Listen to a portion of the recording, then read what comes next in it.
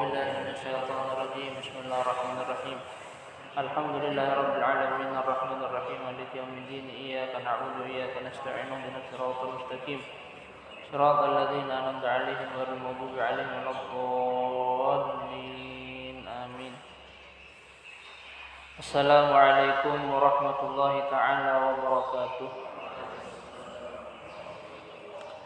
بسم الله الرحمن الرحيم. الحمد لله رب العالمين وبه نستعين على أمور الدنيا والدين والصلاة والسلام على أشرف الأنبياء والمرسلين سيدنا ومولانا محمد وعلى آله وصحبه أجمعين. سبحانك لا علم لنا إلا ما علمتنا إنك أنت العليم الحكيم ولا حول ولا قوة إلا بالله العلي العظيم. أما بعد. Bapak-bapak dan ibu-ibu jamaah pengajian Masjid Babus Salam yang dimuliakan dan dirahmati oleh Allah Subhanahu wa taala. Kembali kita menyambung pelajaran kita pada hari Ahad yang lalu. Qala al-musannif rahimahullahu taala wa nafa'ana bihi wa bi'ulumihi fid dharain amin. Al-qismu tsalits al-qawlu fi adabi suhbati wal mu'asyarati ma'al khaliqi azza wa jalla wa ma'al khalqi. Ini bagian yang ketiga ini menjelaskan tentang adab-adab berteman dan juga bergaul bersama Al-Khaliq, bersama Allah Subhanahu wa taala, wa ma'al khalqi, dan juga bersama makhluk. I'lam, ketahuilah, kata beliau, anna sahibaka alladhi la yufariquka, bahwasanya temanmu, ketahuilah bahwasanya temanmu yang tidak akan memisahimu fi hadarika wa safarika, di waktu hadirmu dan juga di waktu safarmu, di waktu engkau tidak bepergian ataupun di waktu engkau bepergian, wa naumika wa yaqadhatika, dan di waktu tidurmu dan juga di waktu jagamu, bal fi hayatika wa mautika, bahkan di waktu hidupmu dan juga di waktu matimu. Ini siapa teman yang tidak akan meninggalkan kita sama sekali, baik di waktu kita tidak bepergian ataupun di waktu kita bepergian, di waktu kita tidur ataupun di waktu kita jaga, bahkan di waktu kita hidup pun dan di waktu kita mati. Huwa rabbuka wa sayyiduka wa maulaka wa khaliquka. Ia adalah Tuhanmu dan juga penciptamu. Ini yang tidak akan memisahi kita bagaimanapun keadaan kita dan dimanapun kita berada. Itu Allah Subhanahu wa taala. Ini berbeda dengan teman-teman kita yang lain. Teman kita yang lain, istri kita kah misalnya, tidak akan selalu ia bersama kita. Bahkan terkadang ada sebahagian istri, begitu suaminya tidak punya uang ditendang. Kalau ada uang abang disayang, tapi begitu abang tidak punya uang ditendang. Bahkan seandainya pun ia mencintai kita, begitu kita meninggal dunia, dia tidak mau ikut ke kuburan, tidak mau dia ikut masuk ke dalam kubur, dikubur bersama kita, tidak mau.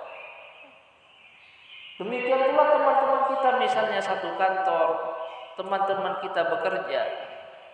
Mereka adalah teman yang satu saat pasti akan memisahi kita, tidak akan selalu bersama kita.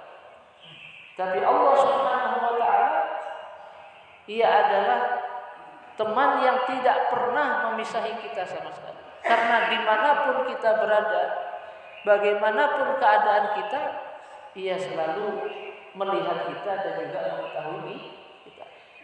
Ini Allah Subhanahu wa taala. Wa mahma dzakartahu fa huwa jalisuka. Idz qala Allah taala ana jalisul man dzakarani. Dan kapan engkau mengingat fahuwa jalisuka, maka ia adalah temanmu. Kapan kita ingat kepada Allah, maka ia adalah teman kita. Idz qala Allah Ta'ala, karena Allah Subhanahu wa taala telah mengatakan dalam satu hadis qudsi, ana jalisun man dzakarani. Aku ini adalah teman bagi orang yang ingat kepadaku. Aku ini adalah teman bagi orang yang ingat kepadaku. Ini kata Allah Subhanahu wa taala di dalam hadis qudsi. Wa mahma inkasara qalbuka huznan ala taqsirika fi haqqi dinika fa huwa sahibuka wa mulazimuka. Dan kapan hatimu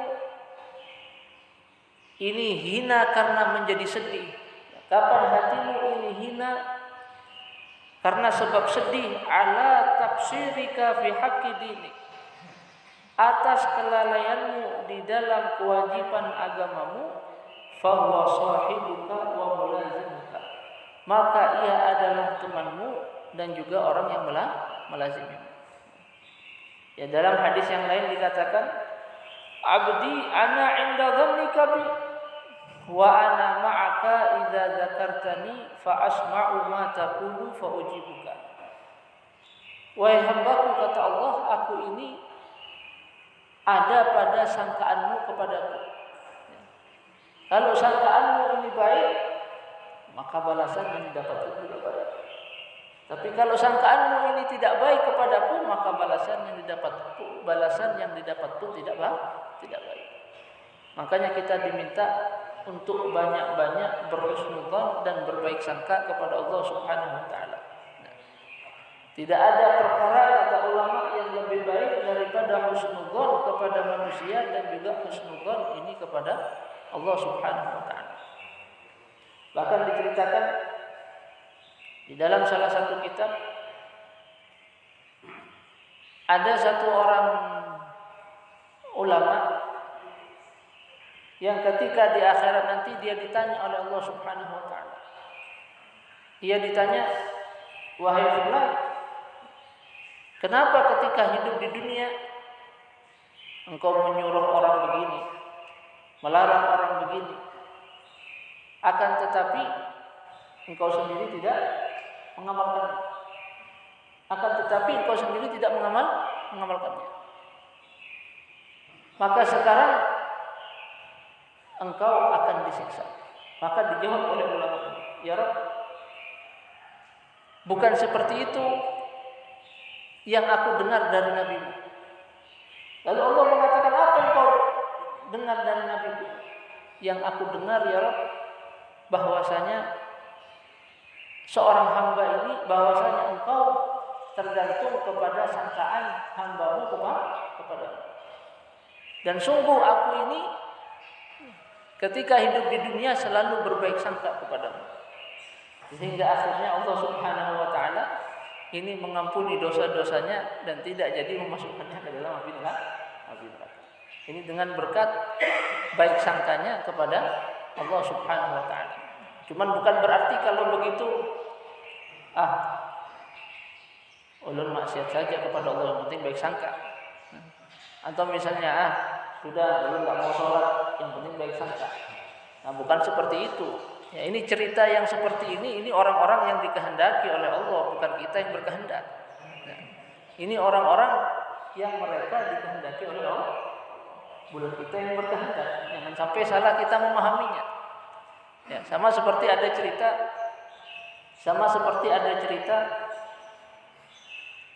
di cerita ini disebutkan di dalam beberapa kitab. Ada satu orang, dia ini suka berbuat maksiat ketika hidupnya. Sampai-sampai penduduk kota Basrah ini ketika ia meninggal tidak ada yang mau menghadiri jenazahnya. Saking ketika hidupnya dia ini suka berbuat maksiat. Cuman hebatnya orang ini kalau datang bulan Rabiul Awal, dia selalu tampil beda.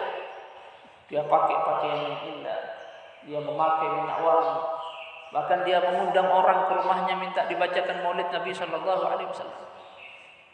Kalau datang bulan Rabiul Awal. Selesai dari bulan Rabiul Awal dia suka berbuat maksiat kepada Allah Subhanahu wa taala.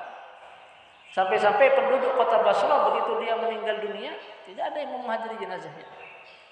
Akan tetapi tiba-tiba mereka dikejutkan satu suara. Wahai penduduk kota Basra, hadirilah jenazah fulan bin fulan. Karena sesungguhnya ia adalah orang yang dicintai oleh Allah Subhanahu wa taala. Bingung penduduk kota Basra. Bingung penduduk kota Basra. Padahal ketika hidupnya dia suka berbuat maksiat. Akhirnya hadirlah mereka. Mereka mandikan, mereka kafani, mereka sholatkan, mereka kubur. Di malam hari penduduk kota Basra ada yang bermimpi melihat si pemuda ini. Dalam mimpinya ia bertanya, wahai fulan, dengan apa engkau mendapatkan kemuliaan semuanya? Dengan sebab apa engkau mendapatkan kemuliaan ini? Dijawab, dengan sebab memuliakan hari kelahiran Nabi Muhammad sallallahu alaihi wasallam. Dengan berkat memuliakan hari kelahiran Nabi Muhammad sallallahu alaihi wasallam.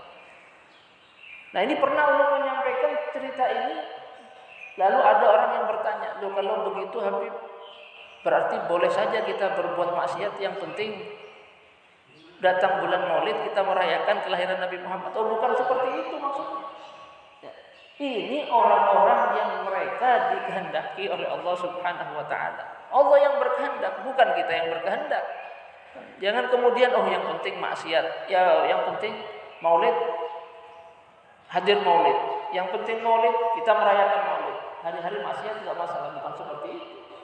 Bagaimanapun juga maksiat ini tetap dilarang oleh Allah Subhanahu wa taala. Innallaha la ya'muru bil fahsya. Sesungguhnya Allah Subhanahu wa taala ini tidak pernah memerintahkan hambanya ini untuk berbuat keji, berbuat maksiat, tidak pernah. Nah, ini juga sama.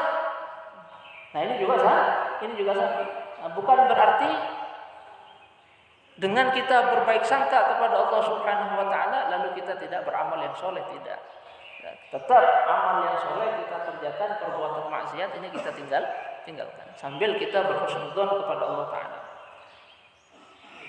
Ana inda dhannika bi, wahai hambaku, aku ada pada sangkaanmu kepadaku. Wa ana ma'aka idza dzakartani, dan aku bersamamu bila mana engkau mengingatku. Allah Subhanahu wa taala ini bersama kita bila mana kita mengingatnya. Fasma' ma taqul fa ujibuka, maka dengarkan, fa asma'u ma taqul, maka aku mendengar apa yang engkau katakan, maka aku akan menjawab. Nah, jadi selama kita ini ingat kepada Allah Subhanahu wa taala, maka Allah Subhanahu wa taala senantiasa bersama kita. Yang bersama kita dengan ilmunya, bersama kita dengan rahmatnya. Fahuwa sahibuka wa mulazimuka, maka ia adalah temanmu dan juga orang yang melazimi bagaimanapun keadaan kita. Nah, makanya tinggal kita saja yang hendaknya sadar diri. Kalau kita sudah tahu Allah Subhanahu wa taala adalah teman yang tidak pernah memisahi kita, jangan kita ini ingat kepada Allah di waktu kita susah saja, jangan. Jangan kita ingat kepada Allah di waktu susah saja. Sudah di PHK dari pekerjaannya baru ingat sama Allah. Begitu usahanya bangkrut baru ingat sama Allah. Tapi ketika lagi jaya-jayanya, ketika lagi sukses, ini tidak pernah ingat sama sekali kepada Allah. Nah, jangan seperti itu. Hendaknya kita sebagai seorang hamba kita sadar diri. Ta'arraf ilallah fir raha ya'rifka fis syiddah. Dekatkan diri kalian kepada Allah di waktu lapang. Di waktu kita lagi sehat, di waktu kita lagi kaya, di waktu kita lagi muda, dekatkan diri kita kepada Allah. Maka niscaya Allah Subhanahu wa taala ini akan menolong kalian di waktu kalian mendapatkan kesusahan. Idz qala Allah taala, ini Allah Subhanahu wa taala juga berfirman di dalam hadis qudsi, ana 'indal munkasirati qulubihim min ajli, aku ini ada bersama orang-orang yang mungkasirah qulubihim min ajli, orang-orang yang hati mereka ini bersedih karena sebab aku, merasa lalai dengan ibadahnya kepada Allah Subhanahu wa taala, merasa banyak waktu yang ia sia-siakan. Allah Subhanahu wa taala bersamanya. Falau araftahu, maka dari itu seandainya engkau mengenalnya. Ya, kata Imam Ghazali, seandainya engkau mengenalnya, mengenal Allah Subhanahu wa taala haqqa ma'rifatih, dengan sebenar-benarnya ma'rifat kepada Allah, la takhattahu sahiban wa taraktan nasa janiban. Niscaya engkau akan menjadikannya sebagai seorang teman sejati, wa taraktan nasa janiban, dan engkau akan meninggalkan manusia sama sekali. Nah, makanya banyak di antara pendahulu kita yang soleh, mereka lebih memilih untuk beruzlah dan juga berkhalwat. Nah, banyak di antara mereka yang lebih memilih untuk beruzlah dan juga berkhalwat dan meninggalkan untuk berkumpul dengan banyak orang. Karena apa? Karena mereka tahu dengan ma'rifat yang betul tentang bagaimana sifat-sifat Allah Subhanahu wa taala. Mereka betul-betul ma'rifat, kenal dengan Allah Subhanahu wa taala. Sehingga akhirnya mereka lebih memilih Allah Subhanahu wa taala sebagai seorang teman ini ketimbang manusia. Sehingga akhirnya banyak di antara mereka ini yang beruzlah juga berkhalwat. Nah, cuman memang di dalam beruzlah dan berkhalwat ini selain ada faedahnya, ada juga mudaratnya. Sama seperti ketika kita berkumpul dengan banyak orang, ada faedahnya, ada juga mudarat. Sehingga para ulama menganjurkan kepada kita, silahkan kita beruzlah, silahkan kita berkhalwat, akan tetapi jangan sampai kita ini tidak berkumpul dengan manusia sama sekali. Jangan sampai kita tidak berkumpul dengan manusia sama sekali. Tapi di waktu kita diminta untuk berkumpul bersama mereka, kumpullah kita. Seperti misalnya di saat proses belajar mengajar, kalau kita tidak kumpul sama manusia sama sekali, bagaimana kita bisa mendapatkan fadilah, keutamaan menghadiri majelis ilmu? Bagaimana kita bisa mendapatkan keutamaan melangkah ke majelis-majelis ilmu? Kita tidak bisa mendapatkan itu kalau kita tidak berkumpul sama sekali. Atau misalnya di saat ada orang yang meninggal, hadiri jenazahnya. Ada orang yang sakit, kita jenguk. Kalau kita tidak berkumpul sama sekali, bagaimana kita bisa mendapatkan keutamaan mengantarkan jenazah? Bagaimana kita bisa mendapatkan keutamaan menjenguk orang yang sakit kalau kita tidak berkumpul sama sekali? Tidak bisa. Waktunya datang sholat untuk berjamaah, kerjakan sholat berjamaah, kumpul bersama manusia. Kalau tidak, bagaimana nanti kita bisa mendapatkan keutamaan sholat berjamaah dalam masjid? Nah, ini diantara mudaratnya kalau kita tidak berkumpul sama sekali dengan manusia. Banyak keutamaan ini yang akhirnya nanti tidak kita dapatkan. Maka dari itu para ulama mengatakan silakan kita berkhalwat, tidak masalah kita berkhalwat, tapi di saat syariat memerintahkan kita untuk berkumpul dengan manusia, maka kumpullah. Kumpullah. Karena dengan berkumpul selain kita juga mendapatkan fadilah itu semua, ini bisa mendatangkan rasa cinta antara kita dengan yang lain. Terkadang orang kalau tidak kumpul sama manusia sama sekali, kadang-kadang orang benci dengan dirinya. Dianggapnya sombong. Bahkan orang yang berkhalwat pun bisa merasa dirinya lebih baik daripada orang lain kalau dia tidak kumpul dengan manusia sama sekali. Makanya alangkah baiknya ya kalau kita bergaul seperlunya. Di mana kalau syariat menyuruh kita untuk berkumpul-kumpullah. Selain daripada itu, maka banyak-banyaklah kita ini menjauh dari banyak orang. Makanya pendahulu kita banyak yang uzlah, banyak yang khalwat, banyak yang khumul, ya tidak menginginkan ketenaran karena mereka betul-betul ma'rifat dengan Allah Subhanahu wa taala.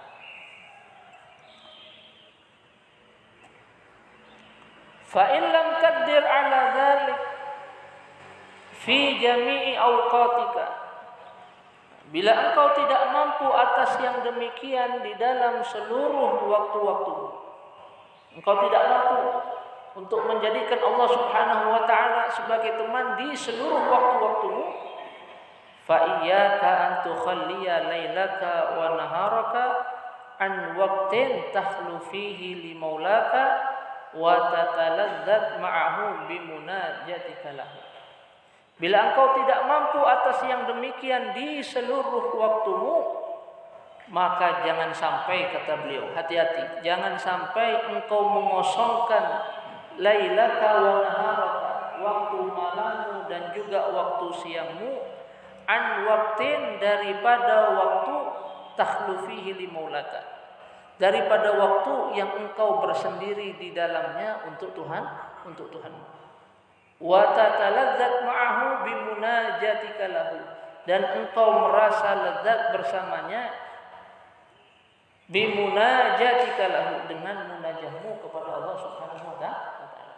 Artinya kalau kita tidak mampu menjadikan semua waktu kita tidak mampu untuk menjadikan Allah Subhanahu wa taala teman kita, ya, kita tidak mampu untuk ingat kepada Allah Subhanahu wa taala di seluruh waktu yang kita miliki, paling tidak di dalam satu hari satu malam kita mempunyai waktu untuk menyendiri dengan Allah Subhanahu wa taala. Kita mempunyai waktu untuk menyendiri. Ada waktu untuk bermunajat kepada Allah Subhanahu wa taala. Ada waktu bagi kita untuk berzikir kepada Allah Subhanahu wa taala. Ada waktu bagi kita untuk bertafakur dengan nikmat-nikmatnya Allah Subhanahu wa taala. Jangan sampai dalam satu hari satu malam kita tidak memiliki waktu sama sekali untuk munajat kepada Allah Subhanahu wa taala. Jangan sampai.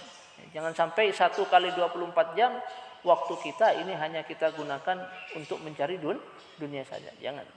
Tapi paling tidak ada waktu. Khususnya ini adalah waktu sepertiga malam yang terakhir. Karena ini waktu yang paling tepat ya bagi seseorang untuk bermunajat kepada Allah Subhanahu wa taala, untuk menyendiri dengan Allah Subhanahu wa taala. Ini waktu sepertiga malam yang terakhir, ya. Bahkan dikatakan oleh Syekh Ismail Al-Jabarti bahwasanya tidaklah diangkat seorang wali menjadi wali ini kecuali di waktu malam. Ya, makanya mereka yang betul-betul ma'rifat kepada Allah, mereka bangun di waktu malam, mereka beribadah kepada Allah, mereka bermunajah kepada Allah, mereka menangisi kesalahan-kesalahan mereka. Nah, seperti itu pendahulu-pendahulu kita yang saleh.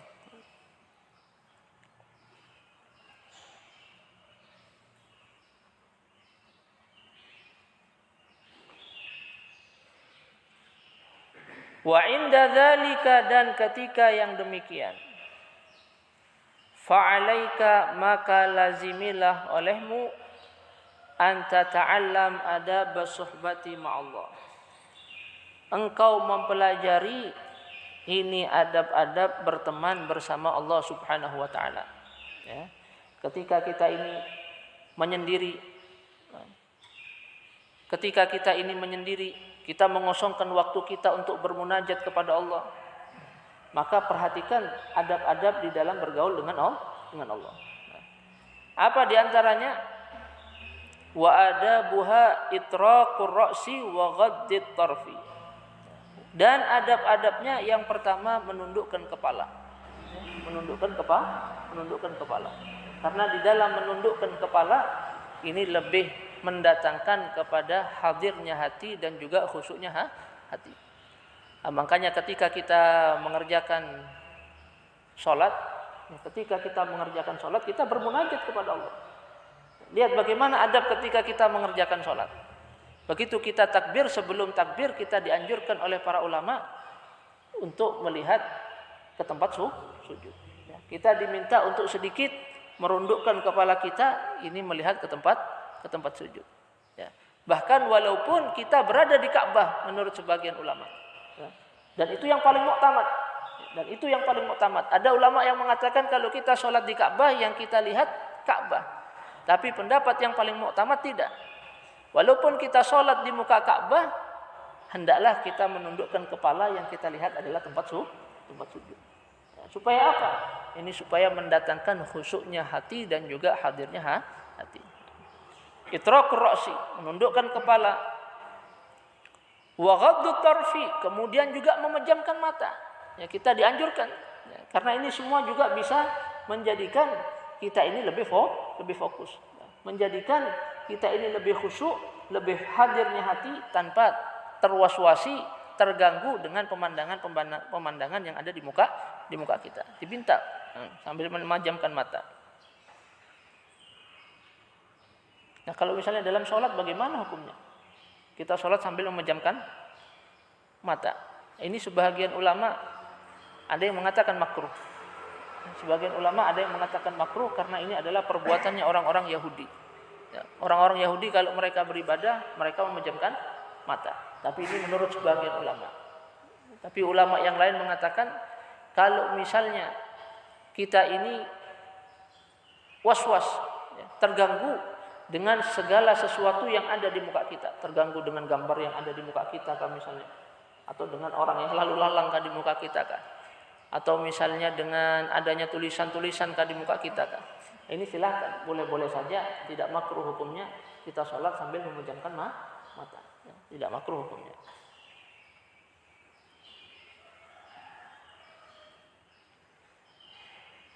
Wa jam'ul ham wa dawamu samti, dan jam'ul ham, memfokuskan pikiran, ya, tidak ke sana kemari.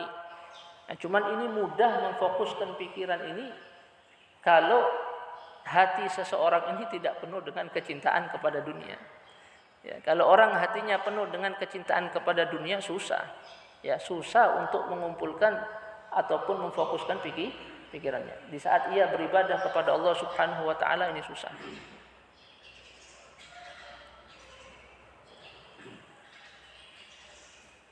Karena apa yang dirancang oleh otak kita sumbernya ini adalah di dalam hati. Apa yang dirancang oleh otak kita sumbernya di dalam hati. Kalau hati kita penuh dengan kecintaan kepada akhirat, maka yang ada di dalam otak kita juga akhirat. Sehingga mudah bagi kita untuk memfokuskan pikiran. Tapi kalau yang ada di dalam hati kita kecintaan kepada dunia, yang ada di otak kita juga dunia. Susah bagi kita untuk memfokuskan pikiran. Wa dawamu samti, dan terus menerusnya berdiam. Ini tidak banyak berbicara. Wa sukunul jawarih, dan juga tenangnya anggota badan. Tidak banyak tolah-toleh, tidak banyak bergerak. Ini sukunul jawarih, ini juga bisa mendatangkan kekhusyuan dan hadirnya hati. Makanya makruh hukumnya kalau kita sholat kemudian kita tolah-toleh. Ya, tolah-toleh dengan menggunakan kepala kita, makruh hukumnya. Ya, dengan kepala, ya kalau dengan tolah-toleh dengan menggunakan dada batal salat kita. Tapi kalau kita tolah-toleh misalnya Allahu Akbar, tolah-toleh dengan menggunakan kepala, makruh hukumnya. Ya, dalam satu hadis Nabi sallallahu alaihi wasallam beliau mengatakan la yazalullah muqbilan 'alal 'abdi fi salatih ma lam yaltafit. Allah Subhanahu wa taala ini senantiasa dia akan mukbil alal abd, ya, menerima atas hambanya, melihat atas hambanya, fi salatihi, di dalam salatnya, malam yaltafit, selama ia tidak berpaling, selama ia tidak tolah-toleh. Fa idzal tafata, bila ia sudah tolah-toleh, insarafa anhu, Allah Subhanahu wa taala ini berpaling daripada hambanya. Makruh hukumnya. Wa mubadaratil amri wajtinabun nahi.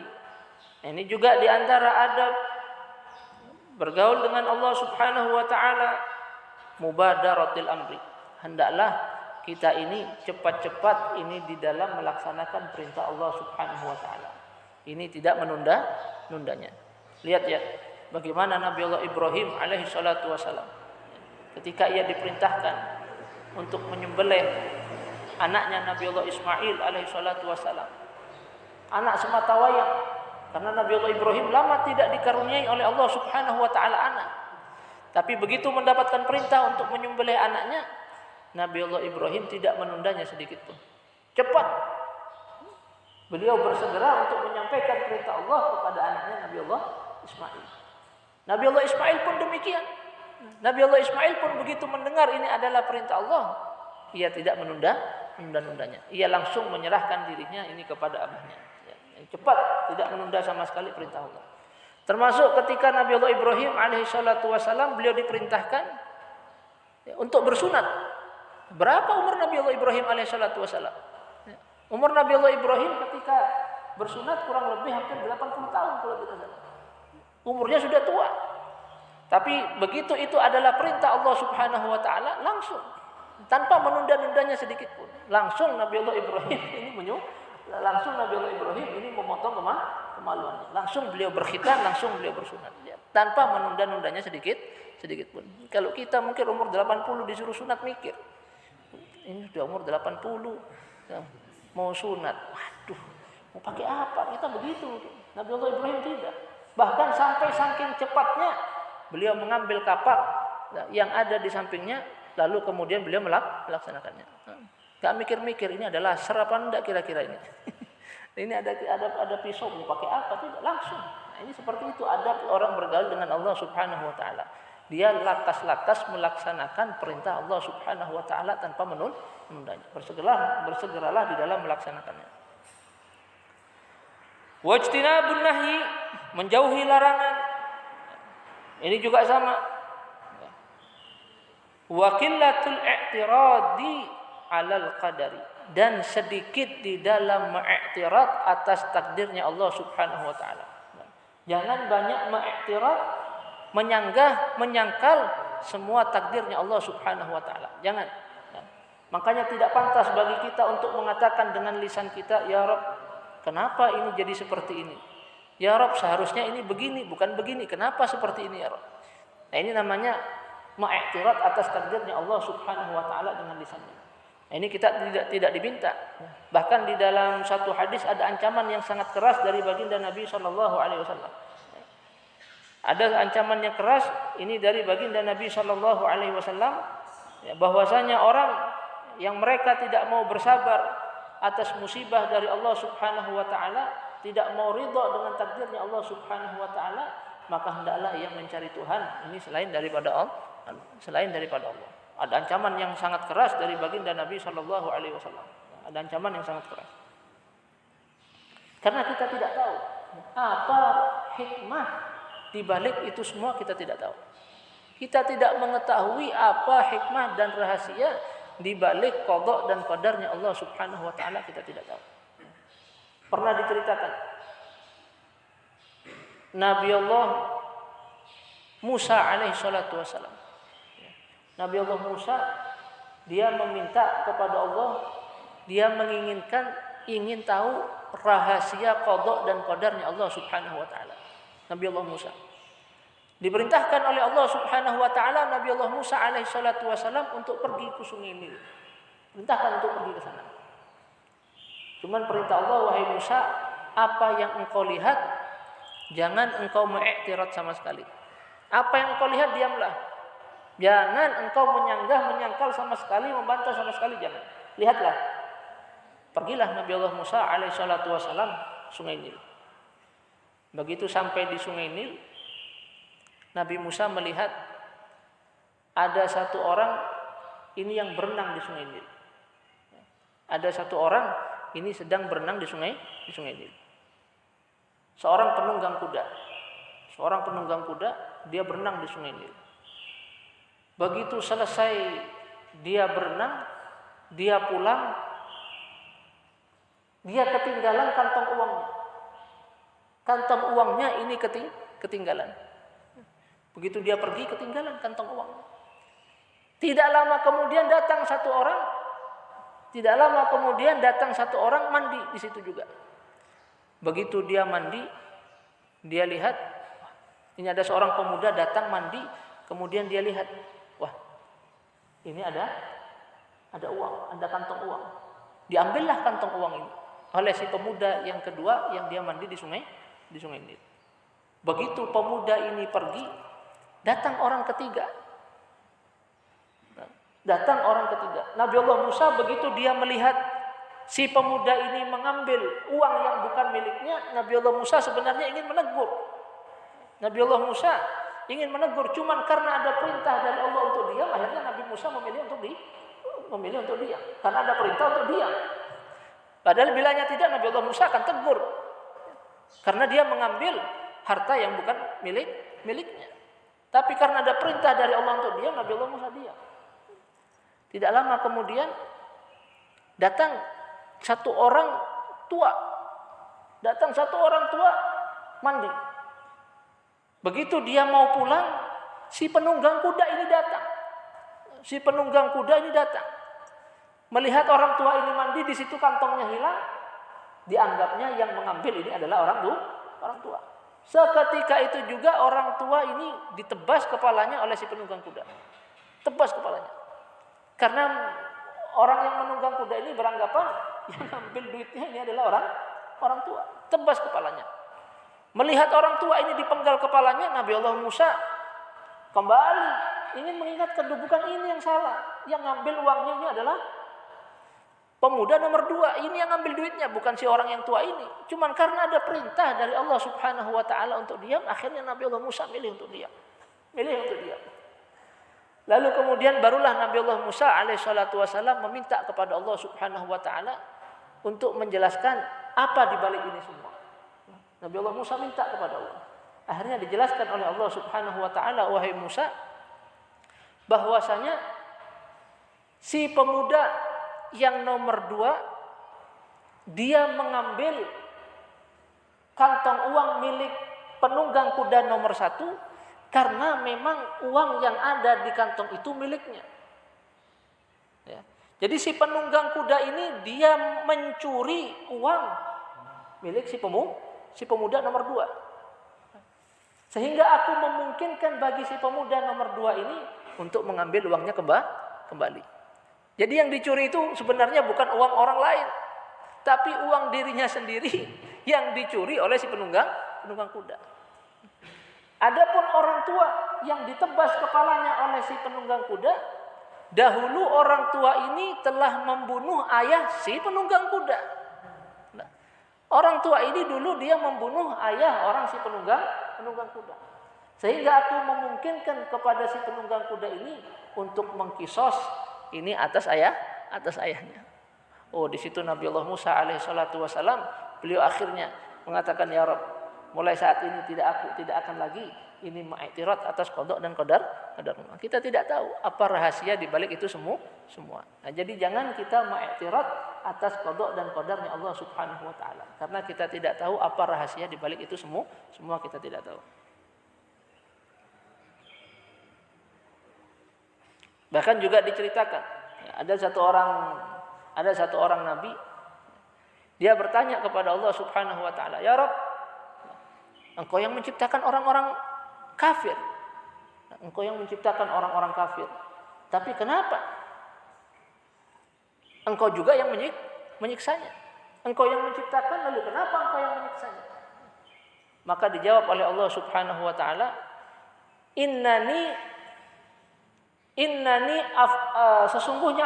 sesungguhnya aku kata Allah Subhanahu wa taala, la us'al amma af'al wa hum yus'alun.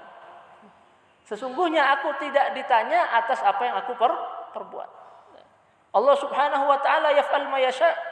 Allah Subhanahu wa taala ia berbuat apa yang ia kehendaki. Innani lam us'al am af'al. Sesungguhnya aku tidak ditanya atas apa yang aku perbuat. Tapi kalian manusia ini yang akan ditanya. Sekali lagi engkau bertanya dengan pertanyaan seperti ini, akan aku hapus namamu daripada kenabian. Kata Allah Subhanahu wa taala. Jadi jangan kita mengiktirad ini dengan qada dan qadarnya Allah Subhanahu wa taala dengan mengatakan dengan lisan kita, ya Rabb, kenapa terjadi seperti ini? Kenapa kok tidak begini? Ya Rabb, seharusnya ini begini, bukan begini. Oh, jangan. Kita tidak tahu apa rahasia di balik qada dan qadarnya Allah Subhanahu wa taala. Yakinilah apa yang terjadi itulah yang terbaik buat kita. Yakinilah apa yang terjadi itulah yang terbaik buat kita. Banyak-banyaklah kita berhusnudzon ini kepada Allah Subhanahu wa taala.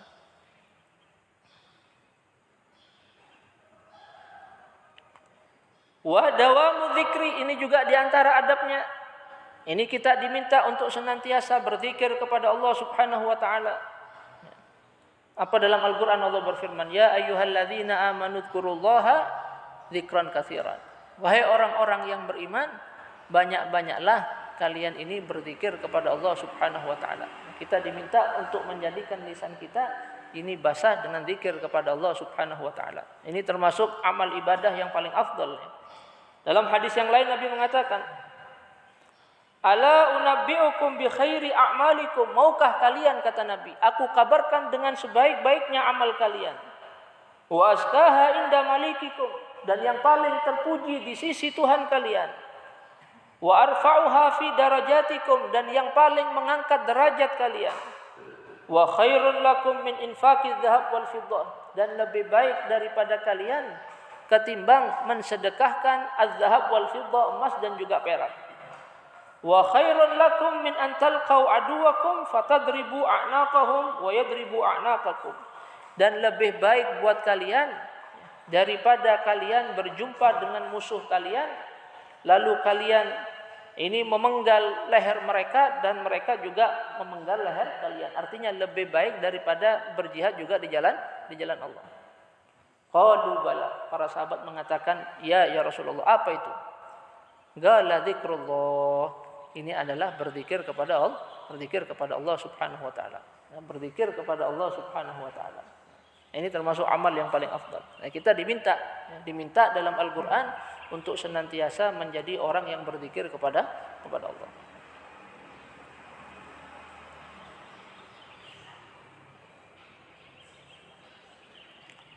Wa mulazamatul fikri. Dan kita juga diminta, ini diantara adab bergaul dengan Allah, hendaklah kita senantiasa melazimi tafakkur. Tafakkur di dalam nikmat-nikmatnya Allah. Tafakkur di dalam apa saja nikmat-nikmat yang Allah Ta'ala limpahkan kepada kita. Karena tafakkur kepada nikmat-nikmatnya Allah, ini akan membuahkan rasa mahabbah kepada Allah Subhanahu wa Ta'ala, akan membuahkan rasa kecintaan kita kepada Allah. Kemudian kita diminta juga untuk bertafakkur tentang bagaimana indahnya ciptaan-ciptaan Allah Subhanahu wa Ta'ala, karena ini bisa membuahkan rasa takutnya kita kepada Allah Subhanahu wa Ta'ala, bisa membuahkan ta'zimnya kita kepada Allah Subhanahu wa Ta'ala. Kemudian kita diminta untuk tafakkur tentang bagaimana akhir hayat kita nantinya. Di saat kematian datang menjemput kita, bagaimana nantinya? Ini kita juga diminta untuk memikirkannya, supaya muncul dari dalam hati kita rasa rajin untuk beribadah kepada Allah, tidak menunda-nunda taubat, tidak panjang angan-angan. Nah, ini semuanya hendaklah kita lakukan. Semuanya ini hendaknya kita lakukan. Diminta kita untuk melazimi ini yang namanya tafakkur. Makanya dikatakan at-tafakkur khairun min ibadah sana. Bertafakkur ini lebih baik daripada ibadah selama satu tahun. Lebih baik. Karena akan membuahkan sifat-sifat yang mulia. Akan membuahkan sifat-sifat yang mulia. Wa isarul haqqi 'alal batil, dan mendahulukan kebenaran atas sesuatu yang batil. Ini juga di antara adabnya suhbah ma Allah. Adabnya bergaul dengan Allah, hendaklah yang benar ini selalu kita dahulukan atas yang batil. Mau itu yang benar sesuai dengan selera kita atau tidak sesuai dengan selera kita, harus kita dahulukan. Yang batil maupun itu sesuai dengan selera kita ataukah yang tidak, yang batil harus kita tinggalkan. Yang benar ini harus kita kedepankan. Wal iyasu anil khalqi, juga di antara adabnya ini al iyas anil khalq. Kita tidak menggantungkan diri kita kepada makhluk, tidak minta-minta kepada mereka, tapi kita hendaknya mengutarakan kita punya hajat ini semata-mata kepada Allah Subhanahu wa Ta'ala, tidak minta-minta kepada makhluk. Nah, ini kita diminta al-iyas anil khalq. Al-iyas anil khalq. Nah, di antara salah satu cara supaya kita tidak menggantungkan diri kita kepada makhluk, tidak banyak-banyak minta kepada orang, di antara salah satu caranya ini adalah dengan bekerja. Ya, ini diantara salah satu faedah bekerja. Ya, kita bisa memutus hati kita daripada berharap kepada orang lain. Nah, sehingga akhirnya kalau di dalam hati kita tidak ada rasa berharap kepada orang lain, ya kalau orang lain ngasih, alhamdulillah. Ya, kalau orang tidak ngasih, ya kita tidak berubah tetap. Kita tetap istiqomah. Wal khudu'u tahtal haibah wal inkisaru tahtal haya. Lalu kemudian al khudu', ya, hadirnya hati tahtal haibah, di bawah atau bersamaan dengan rasa haibah, rasa pengagungan ini terhadap Allah Subhanahu wa taala. Wal inkisaru tahtal haya, dan juga al inkisar, merendahkan hati. Ini sambil atau disertai dengan rasa malu kepada Allah Subhanahu wa taala. Ini hendaknya juga senantiasa kita lazimkan di dalam hati kita. Wasukunu an hiyalil kasbi thiqatan bidhaman wa tawakkul ala fadlillahi ta'ala ma'rifatan bihusnil ikhtiyar. Dan juga tenang, tidak gerusa-gerusu, tenang daripada hiyalil kasbi, daripada helah-helah bekerja, thiqatan bidhaman, sebagai bentuk kepercayaan kita dengan janjinya Allah Subhanahu wa taala. Bukan berarti kita tidak boleh bekerja, tidak. Karena innallaha yuhibbul mu'min al-muhtarif. Allah menyukai ini seorang hamba ini yang bekerja, disukai oleh Allah. Hamba yang bekerja ini disukai oleh Allah. Bahkan An-Nabi sallallahu alaihi wasallam, beliau dahulu membawa dagangan Sayyidatuna Khadijah. Jangan dianggap bekerja ini sesuatu yang hina, bekerja ini sesuatu yang mulia, Allah menyukainya. Ini yang dimaksud di sini bukannya kita tidak boleh bekerja, silakan kita bekerja. Karena itu disukai oleh Allah Ta'ala. Apalagi kalau niatnya untuk memberikan nafkah kepada anak dan istrinya, silahkan. Ya, itu bagus. Akan tetapi yang perlu kita perhatikan pandangan hati kita. Pandangan hati kita yang memberikan rezeki ini adalah Allah. Bukan kita punya pekerjaan. Sehingga akhirnya kalau kita misalnya bekerja, kita kemudian tidak mendapatkan apa-apa dari pekerjaan kita, hati kita juga tetap tenang. Hati kita tenang, hati kita tidak gelisah. Kenapa? Karena kita meyakini yang memberi rezeki ini adalah Allah.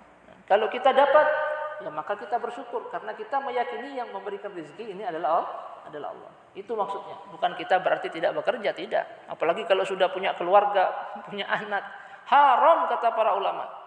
Ya.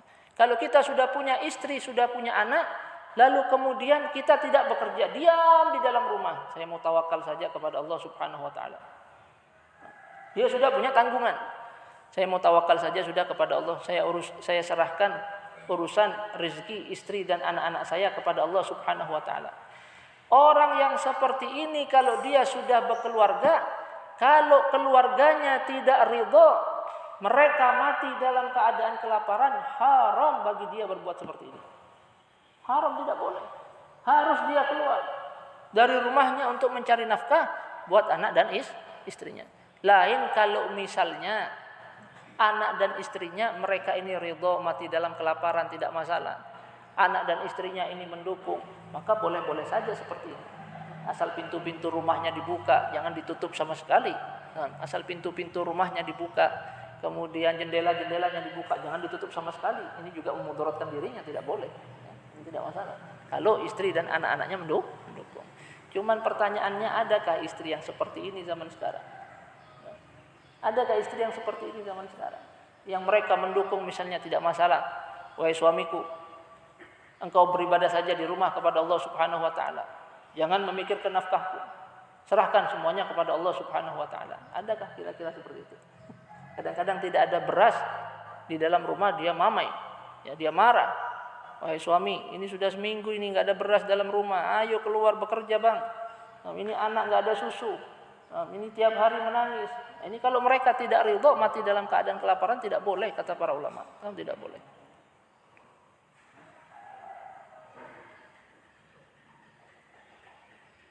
Lain kalau kita sendirian. Lain kalau misalnya kita sendirian tidak punya tanggungan, ini tidak masalah kata para ulama. Asal itu tadi. pintu-pintu rumah kita buka, jendelanya kita buka. Kemudian kita beribadah saja kepada Allah Subhanahu wa taala. Kita bertawakal kepada Allah. Kalau kita sendirian tidak masalah. Itu pun dengan catatan, kata para ulama. Itu pun dengan catatan kalau kita mati dalam keadaan lapar, kita ridho. Kalau tidak datang rezeki, hati kita tidak keluh kesah. Silahkan, tidak masalah, boleh-boleh saja.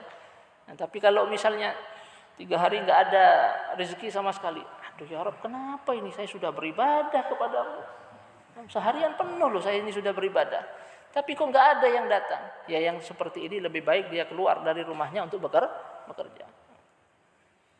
Makanya nanti dibedakan, ada tawakalnya orang yang sendirian, ada tawakalnya al-mu'il, orang yang sudah berkeluarga. Dibedakan oleh para ulama. Ini wa tawakkul ala fadlillahi ta'ala ma'rifatan bihusnil ikhtiyar, dan bertawakal atas karunia Allah Subhanahu wa taala sebagai bentuk ma'rifatnya dengan baiknya pilihan daripada Allah Subhanahu wa taala. Wa hadza kulluhu yanbaghi an yakuna syi'araka fi jami'i lailika wa naharika. Dan ini semuanya seyukianya, ini adab-adab di dalam bergaul dengan Allah Subhanahu wa taala, ini seyukianya menjadi syiarmu fi jami'i lailika wa naharika, di sepanjang malammu dan juga sepanjang siangmu. Fa innaha adabu suhbah ma'a sahibin la yufarikuka. Maka sesungguhnya ia adalah adab-adab bergaul bersama teman yang tidak akan memisahimu sama sekali. Wal khalqu kulluhum yufariqunaka fi ba'di awqatika. Sedangkan makhluk semuanya mereka ini akan memisahimu di sebahagian waktu. Mereka pasti akan berpisah kepada kita, apalagi kalau sudah datang kematian. Tidak ada satupun ini yang mau masuk di kubur bersama kita, tidak ada. Tapi Allah Subhanahu wa taala ini adalah teman yang tidak pernah memisahi kita sama sekali. Maka dari itu hendaklah kita menjadi orang yang sadar diri. Kalau kita sudah punya teman yang tidak pernah memisahi kita sama sekali, jangan kita mendekatinya hanya di saat kita ada perlunya saja, jangan. Tapi di waktu kita dalam keadaan lapang pun, di waktu kita dalam keadaan sehat pun, di waktu kita dalam keadaan kaya pun, hendaklah kita mendekatkan diri kita kepada Allah Subhanahu wa taala. Bukan di saat kita ini hanya mendapatkan musibah baru mendekat dengan Allah, tidak. Wa in kunta aliman, dan bila mana engkau ini adalah seorang yang alim, seorang yang berilmu, fa'adabul alimi, maka adabnya orang yang alim ini adalah al-ihtimal yang pertama, yaitu hendaklah ia ini bersabar. Bersabar ini di dalam menghadapi murid-muridnya, bersabar di dalam menghadapi masyarakat. Karena masyarakat ataupun murid-muridnya ini antara yang satu dengan yang lain tingkahnya berbeda-beda. Lihat bagaimana Nabi Shallallahu Alaihi Wasallam ketika datang satu orang Arab Badui, kencing di dalam masjid, bayangkan, kencing di dalam masjid. Orang Badui kencing di dalam masjid. Orang Arab Badui tidak mengerti apa-apa, kencing di dalam masjid. Sahabat yang melihat mereka bangun, ingin memukuli orang Arab Badui ini. Ini kencing di dalam masjid. Orang Arab, sahabat-sahabat yang melihat bangun, ingin memukuli orang Arab Badui ini. Tapi Nabi Shallallahu Alaihi Wasallam tidak. Nabi mengatakan, "Sabbu alaihi danuban minal ma." Tuangkan oleh kalian satu ember daripada Nabi Shallallahu Alaihi Wasallam. Bagaimana Nabi Shallallahu Alaihi Wasallam, beliau ini bersabar ini di dalam menghadapi masyarakat. Nah, ini kita diminta. Ini bagi orang yang berilmu adalah mempunyai sifat ihtimal, mempunyai sifat sabar, santun di dalam menghadapi masyarakat.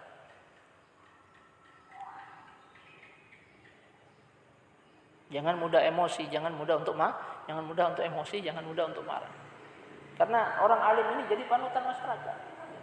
Kalau misalnya orang alimnya dia suka emosi, dia suka marah, tidak ada sifat sabarnya, masyarakat pun nanti akan mengikutinya. Masyarakat pun ini bisa mengikutinya. Waluzumul hilmi fil umur, kemudian melazimi santun ini di dalam tiap-tiap perkara. melazimi santun ini di dalam tiap-tiap perkara. Ini seperti itu juga orang yang alim. Harus punya sifat santun di dalam tiap-tiap perkara. Punya sifat tenang di dalam tiap-tiap perkara.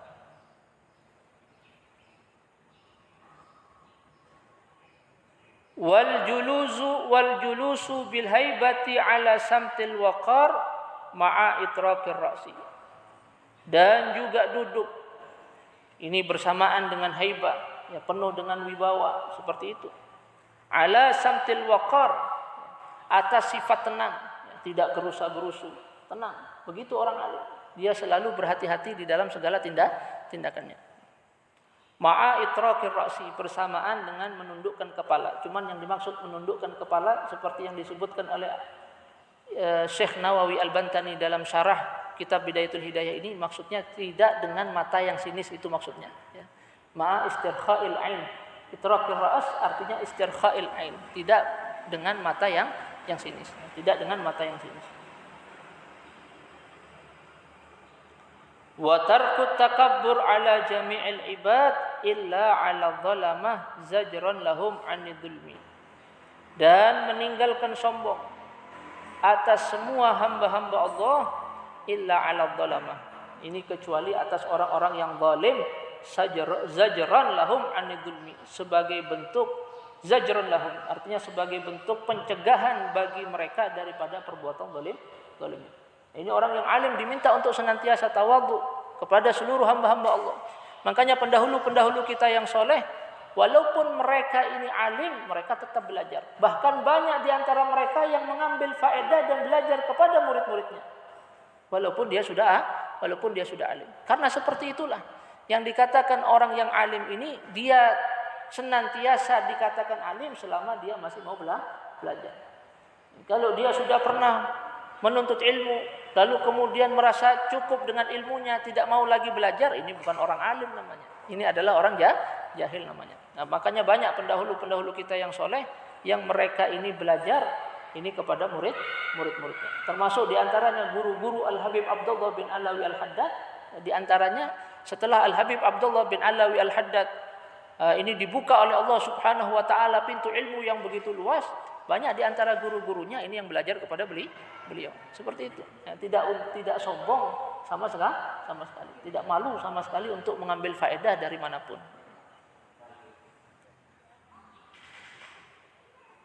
Kecuali ini atas orang-orang yang zalim. Ini sebagai bentuk pencegahan mereka daripada perbuatan zalimnya. Tidak masalah kita sombong. Ya, orang yang berilmu ini sombong terhadap orang yang zalim tidak masalah. Justru diminta. Ya. Jangan sebaliknya, justru menghinakan ilmu dengan mondar-mandir di hadapan mereka orang-orang yang zalim. Jangan. Ini menghinakan ilmu namanya. Pernah satu ketika ada seorang ulama, dia ditanya oleh seorang penguasa yang zalim. Wahai fulan, kenapa engkau tidak pernah datang sama sekali ke rumahku? Dijawab oleh si ulama ini, wahai fulan, wahai si penguasa, aku ingin engkau ini menjadi sebaik-baiknya penguasa, yaitu penguasa yang mengunjungi para ulama. Aku ingin engkau ini menjadi sebaik-baiknya penguasa, yaitu penguasa yang mengunjungi para ulama. Sedangkan aku tidak ingin menjadi sejelek-jeleknya ulama, yaitu ulama ini yang mondar-mandir ke hadapan para penguasa. Tapi bukan berarti mendatangi penguasa, mendatangi pejabat ini tercela mutlak, begitu tidak. Yang tercela ini kalau kita mondar-mandir, kita mengharapkan keuntungan duniawi. Ini yang dicela. Ya, kalau kita mondar-mandir untuk mencari keuntungan duniawi. Tapi kalau kita misalnya mondar-mandir untuk memberikan nasihat, untuk mengingatkan, menegakkan amar ma'ruf nahi munkar, boleh-boleh saja. Bahkan pendahulu-pendahulu kita yang soleh, banyak di antara mereka yang mondar-mandir untuk memberikan nasihat dan menegakkan amar ma'ruf nahi munkar.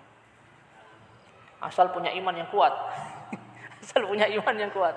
Yang berat ini mondar-mandir gak punya iman yang kuat. Awalnya niatnya ingin menegakkan amar ma'ruf nahi munkar. Awalnya niatnya ingin memberikan nasihat. Begitu kena amplop yang tebal, berubah niatnya. Ini yang berbahaya, ya. Ini yang berbahaya.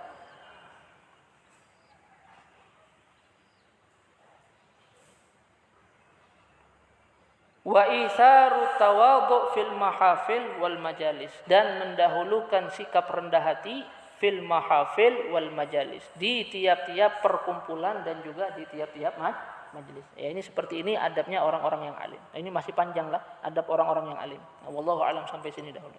Ya, sampai tarkul sampai itharu tawadhu fil mahafil wal majalis. Wallahu alam. Al-Fatihah. A'udzu billahi minasyaitonir rajim. Bismillahirrahmanirrahim. Alhamdulillahirabbil alamin arrahmanir rahim maliki yaumiddin. Iyyaka na'budu wa iyyaka nasta'in ihdinas siratal mustaqim.